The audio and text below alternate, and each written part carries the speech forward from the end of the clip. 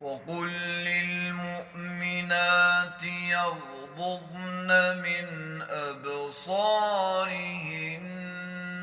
ويحفظن فروجهن ولا يبدين زينتهن